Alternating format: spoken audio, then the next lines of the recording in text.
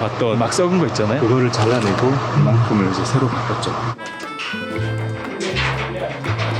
어릴 때 아버지가 프라모델을 많이 사주셨어요. 4살이면 뭐 8세용, 초등학교 때는 뭐 15세용 뭐 이런 걸 아버지가 엄청 사다주셨어. 어릴 때 시골인데 프라모델처럼 이제 짜맞추는 게 재밌었고, 작은 거보다 부피가 커진 거였기 때문에 크게 다르다고 생각하지 않았죠. 취미생활처럼 시작을 했죠. 이런 것들은 생긴 대로 이제 맞추려고 이렇게 노력을 하죠. 딱 맞아야 되니까. 누가 했는지 누가 어떻게 만들었는지 그건 그 시대 때 그들만 아니까, 누가 했어도 어쨌든 그건 중요한 거니까. 원래 이제 설계는 자르라고 돼 있는데 고민을 합니다.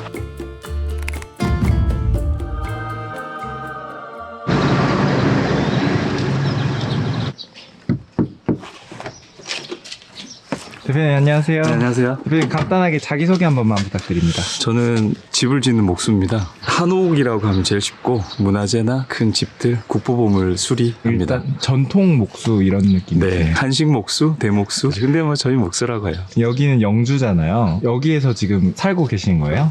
집은 다른 곳에 있고 식구들, 직원들하고 목재 산지라 이사 왔습니다. 그러면 지금 목수라고 말씀을 주셨는데 네. 목재도 직접 생산을 하시는 거예요? 생산한 목재를 1차 가공 목재소에서 하면 반입해서 모양대로 만들어서 현장에 가서 조립하죠. 레고 블록처럼. 그럼 여기는 지금 숙소였던 거죠? 안에 여기 공장 이전하고 인테리어 하는 동안 사무실 임시로 쓰고 있습니다. 그러면 사무실이 원래 숙소도 같이 겸했었던 거예요? 그렇죠. 사무실 겸 숙소 겸. 그래서 시골에 큰 건물 하나 구입했어요. 그래서 사무실을 메인으로 쓰고 안쪽에 숙소 인테리어하고 있습니다. 오. 간판은 안 뗐어요. 아, 중앙마트였어요? 네, 중앙마트. 그럼 대표님은 이 일을 언제부터 하신 거예요?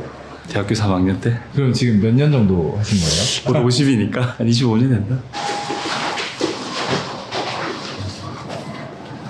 지금 보고 계신 건 어떤 분인 거예요? 북한산에 동장대라고 있습니다. 막루인데 엄청 높아서 죽을 뻔했어요. 올라갈 때. 북한산 정상에 있는 거예요? 네. 6월쯤 시작하면 매일 올라가야 돼요. 아, 이건 지금 작업하고 계신 현장이 아니라? 미리 준비해야 지금 하고 있는 게 끝날 무렵 다시 어떤 프로젝트가 시작돼야 계속. 아, 그럼 지금 진행 중인 현장도 있으신 거예요? 네, 있습니다. 지금은 대구도 있고 서울도 있고 경기도도 있고. 되게 많네요. 보통 그런 현장에 투입되는 분들은 몇 분 정도 들어가시는 거예요? 4명에서 8명? 많으면 뭐 10명? 막 이제 큰 아파트 짓는 게 아니니까. 그러면 한 번 들어가면 작업 기간이 얼마나 걸려요?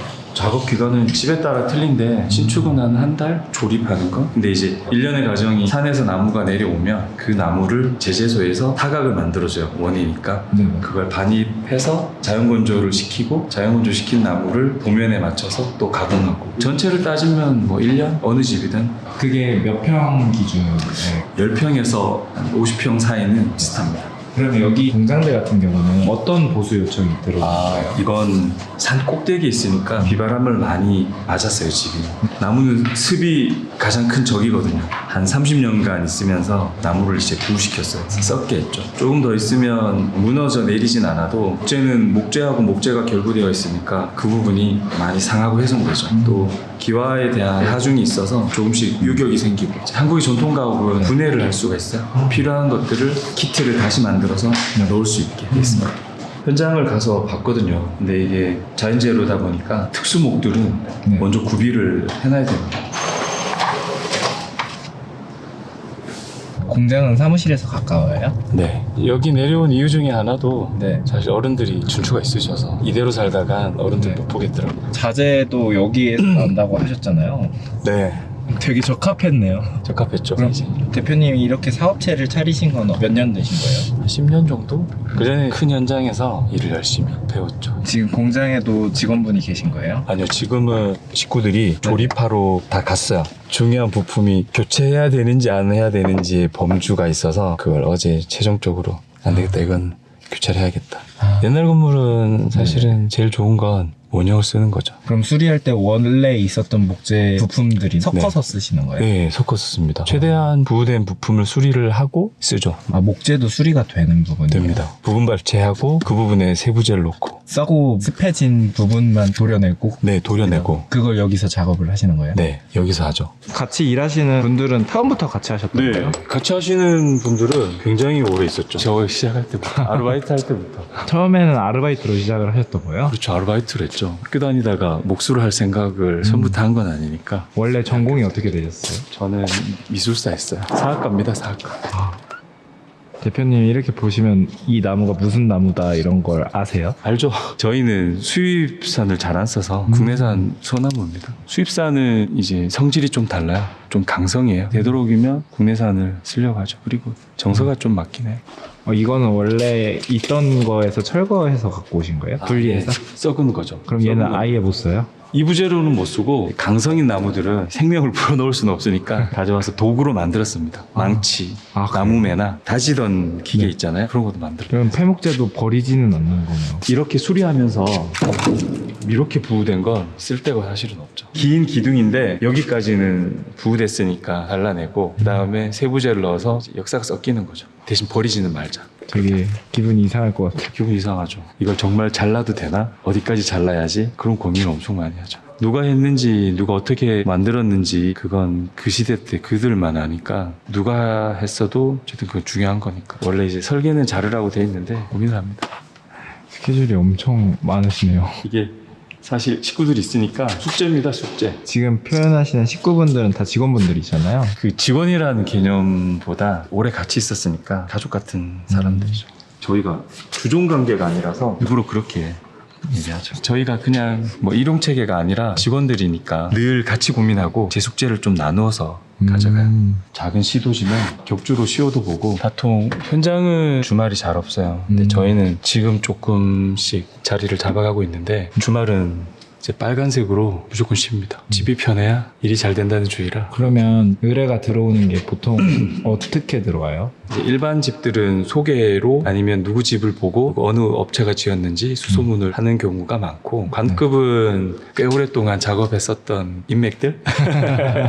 근데 이제 저희가 목재를 좀 잘 준비해 놓는 장점이 있어서 수리하기 힘든 것들 그런 것들 잘 의뢰가 옵니다. 대표님은 그러면 이 일을 하시면서 생긴 직업병도 있으세요? 직업병 있어요. 뭔데요? 선이 똑바로해야 돼요. 가끔 누가 주문해 오면 약간 안 맞을 수 있잖아요. 그걸 견디하지 못하더라고요. 야, 빼. 새 가구인데도 그냥 네. 빼라고요? 빼. 모 회사 제품이 이제 들어와서 시공했는데 여기 손이 좀 안 맞는데 거기서부터 이제 미치는 거죠. 절 같은 거 보수를 되게 많이 가시는 것 같은데 종교가 어떻게 되세요? 불교죠. 그럼 대표님은 보통 업무 시간이 어떻게 되세요? 식구들하고 똑같아요. 8시부터 5시 반인데 저는 이제 밤에 일을 좀 많이 하죠. 저녁에는 산출하고 도면 그리고 계속 쳐다봐요, 가서. 실수하지 않으려고. 그건 버릇이신 건가요? 네. 그리고 잘 모르면 물어봐요. 그리고 더 좋은 방법이 있으면 그 방법을 씁니다. 우리의 방법이 최선은 아니니까. 새살배기 애기한테도 배울 게 있다고 하니까 중요한 일이죠. 대표님 지금 어디 가시는 거예요? 지금은 남양주에 사찰에 갑니다. 16세기, 17세기 사이 건물이라 중간에 수리는 한번 했는데 이제 기준이 달라서 이번에 다시 해체하게 됐어요. 그래서 이제 저희가 수리하고 있습니다. 한 번 보수를 했다는 게 조선시대 때였던 거예요? 아니요, 1980년. 근데 40년 만에 지금 그렇게 된 거예요? 네, 그렇습니다. 대표님 아까 말씀을 주셨을 때 처음 시작한 건 대표님이 학생 때 시작을 하셨다고 하셨잖아요. 그러면 대표님은 어떻게 하다가 이 일을 시작하시게 된 거예요? 방학 때 진우 교수님이 뭐 하고 싶어? 그러시길래 목수하고 싶은데요. 그러니까 그래? 경복궁에 나 아는 사람 있는데?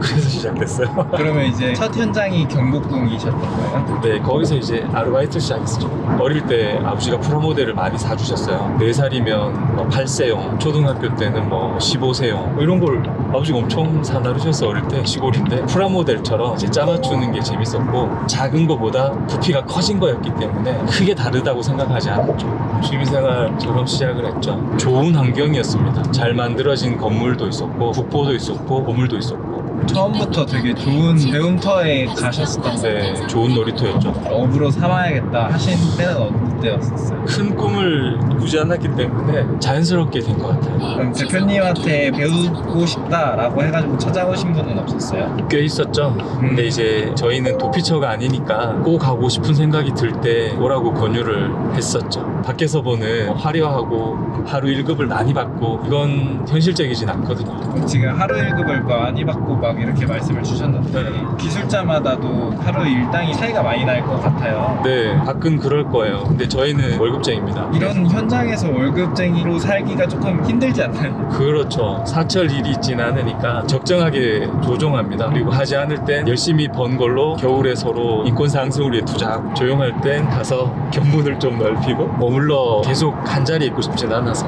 그래서 늘 상의를 많이 옥수 식구들이랑 하니까 좀 더 좋은 방법들이 계속 나오죠. 혼자는 할 수가 없어요. 프로젝트로 모이는 프리랜서들은 늘 같이 있진 않죠. 근데 저희는 약간 좀 돌연변이처럼 같이 있습니다. 생활이 편하지 않으면 일이 잘 되지 않습니다. 돈을 많이 버는 것도 중요하지만 좋아하는 일하고 그 날짜에 월급이 들어오고 그런 건 되게 중요한 것 같아요. 대표님은 내가 잘한다라고 생각을 했었던 건 몇 년 정도 차에 생각이 드셨어요? 지금도 여전히 부족한 상태인데, 왜 그러냐면 똑같은 집은 그동안 한 채도 없었어요. 모듈처럼 공장에서 찍어내는 게 아니니까 처음에는 자연재료를 만나게 하는 부분을 이렇게 했는데, 시간이 지났는데 몇 푼의 틈이 생긴다고 하면 그 다음번에는 그러지 말아야 되잖아요. 사람들이 받는 생활 가옥은 체감이 많이 되는데 국보보물들 수리하다 보면 생활 가옥이 아닌 경우들이 많거든요. 거기에서 오는 이제 숙제들이 조금씩 있어요. 그걸 늘 이제 해체하고 보고 새로 신축할 때 적용시켜보고, 늘 부족한 건 사실이죠. 해체할 때 그 시대의 기술을 볼 수 있는 거예요? 네, 일반인이 보기는 뭐 기와집이라서 다 똑같잖아 하지만, 나무와 나무들이 만날 때 일직선상에 만나려면 어느 반쪽은 내 살을 내어줘야 그 부위를 채우잖아요. 어느 부위를 어떻게 내줄지를 힘을 받았을 때 어떻게 할지 해체해보면 알거든요. 그리고 신축할 때도 적용하죠. 아주 오래전에 집을 지었다가 해체할 수 있는 그 기본을 그 시대 때 그분들이 고민을 하셨던 것 같아요. 그래서 이제 재밌어하죠.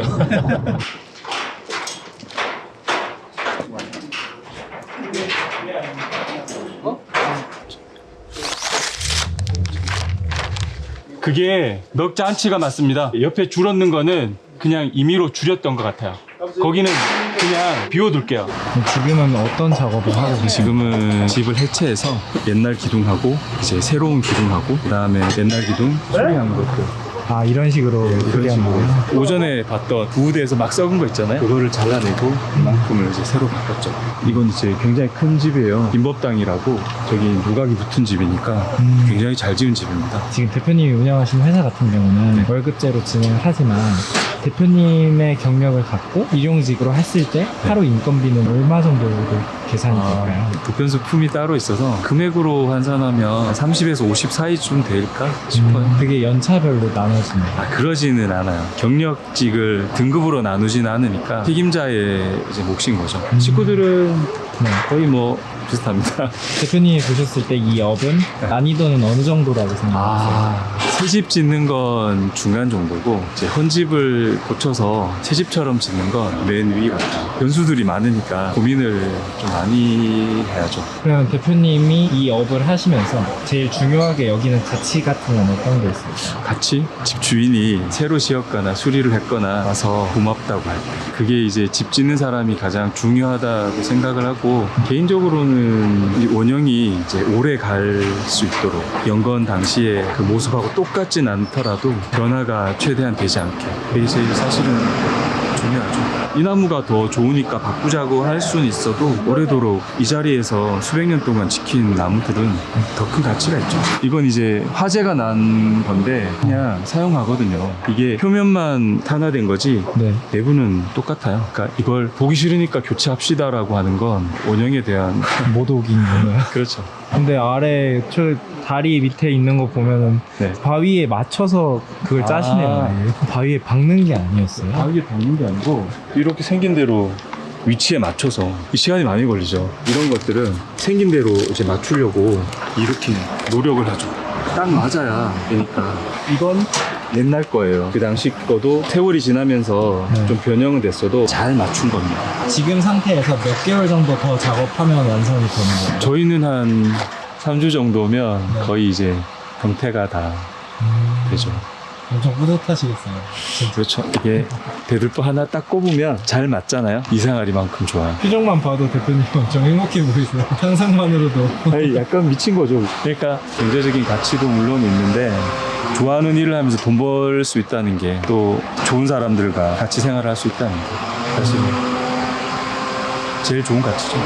대표님의 이 직업을 10점 만점이라고 생각하시면 몇 점을 네. 주실 수 있으세요? 저희는 10점이죠. 대표님한테 만족감을 제일 많이 주는 건 어떤 거예요? 계산해서 얹었는데 잘 맞았을 때 기분 좋아요. 그러면 대표님의 앞으로의 목표는 어떤 게 있으세요? 아, 저희는 수리하는 걸 조금 더 시행착오가 없이 처음에 해놨던 원형을 변형 없이 이제 그들이 해놓은 것들을 잘 다시 안 치는 거 하고 신축을 하게 되면 과거에 실수했었던 거나 취약한 부분을 보완해서 집을 잘 지어주는 거. 이 차츰차츰 세월이 지나면서 시행착오를 줄이는 걸 원하는 거죠. 그러면 앞으로 이 직업에 관심을 가질 분들에게 한마디를 할 수 있다면 어떤 게 있을까요? 계절하고의 싸움은 있지만 그래도 이게 성취감이 되게 높아요. 경제활동을 하면서 안정되지 못한 직업이라고 생각하는데 그렇진 않습니다. 그럼 배우려면 어떻게 배우는 게 좋을까요? 배우려면 그 작업하고 있는 현장 아니면 이제 뭐 학교 교수님들이 많이 건축학과는 소진되어 있으니까 제2의 직업으로 오시는 분들은 한옥학교를 통해서 오시는 분들도 있긴 해요. 근데 사실은 인연이 닿는다고 하면 현장에서 바로 시작하는 사람이 제일 좋죠. 학교보다 조금 더 좋은 공부가 되긴 할 것 같아요. 그럼 마지막으로 사랑하는 딸과 아내한테 한마디 할 수 있다면 어떤 게 있을까요? 늘 이제 미안하죠. 같이 시공간에 이제 있을 수가 없으니까 딸이 이제 초등학교 가야 되는데 그 얘기를 아빠 이제 같이 있을 수는 없어? 그때는 이제 마음이 좀 불편하죠. 와이프한테도 늘 미안하죠. 이제 같이 할 수 있는 시간이 일주일에 뭐 한두 번밖에 안 되니까 그래서 조금 미안하죠. 와이프하고 딸한테 늘 버팀목이 되어주니까 고맙다고 말하고 싶습니다. 사랑합니다.